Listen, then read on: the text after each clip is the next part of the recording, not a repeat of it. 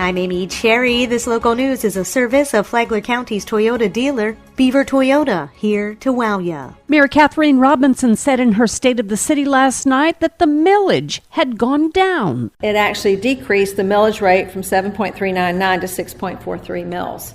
So we had a decrease last year. That's very significant considering the cost and the challenges that the city has. Robinson said that the city has about $5.7 million in debt. She said that while the city is focused on safety, Bunnell is spending much of its budget on utilities. She said that the laundry list of spending on utilities was long, but there was one large item. Our biggest one was 2015. That was the USDA, and that was for our water treatment plant. Mayor Robinson said that what the city billed customers over the past 2 years did not change much. But this year she said that with a new development, there would be a significant change in customer billing and city revenues.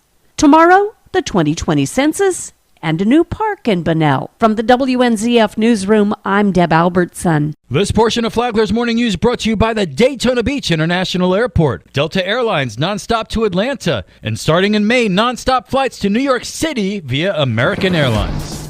The Flagler County Sheriff's Office needs your help identifying a suspect in a shooting in Bunnell. Deputies say gunfire rang out at the Circle K gas station at 500 East Moody Boulevard just before 8:15 p.m. Sunday. Police say a teen or man in his early 20s fired off at least 4 rounds, shooting a man in the back. The victim was hospitalized and his injuries aren't considered life-threatening.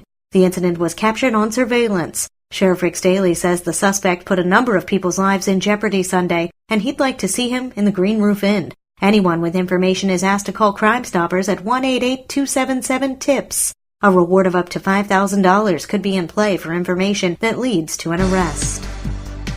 One suicide is too much. And Flagler County's suicide rate is the highest in the state, with the data showing 31 people took their own lives in the county last year. Flagler County Commissioner Joe Mullins says the issue has grown like the opioid and homelessness issues, which are all under-resourced. The big problems I see here is we just don't have the resources or the awareness. It's just been in the past, the traditional way of the county has been to ignore problems. And one thing that I promise the community is we are going to accept that we have problems. We're going to address them. Mullins admits he doesn't have all the answers, but he knows where to start. You got to have services. You do it through education, through action, and through awareness. And we're missing all 3 of those. I'd like to see us get some more programs here in the county to help spread awareness, to let people know that, hey, there is another solution besides taking a life. Mullins, who chairs the Public Safety Committee, says solutions that work will require partnerships between county government, hospitals, and the private sector. Republican State Rep Paul Renner, who represents Flagler County, says water quality issues are a key priority for the legislature this session. With more, here's John Arking. Renner, speaking on WNZF, said that when it comes to Florida's water resources, the governor has taken a strong stand that they'd like to match. The House and Senate have actually matched and exceeded his request for environmental funding. And an area that has me concerned is in our wastewater, stormwater treatment facilities.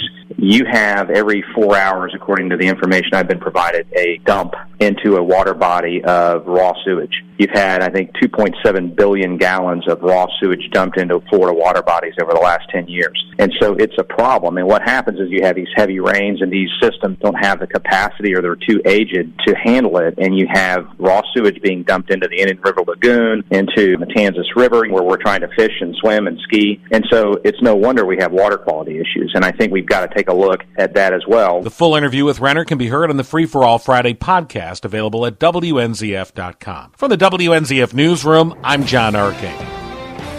We're coming to the finish line on the National Mayor's Challenge. Tony Magoo has the details. Your support is needed to help make this a success. You can do this by taking or renewing your pledge online at mywaterpledge.com by the end of the month.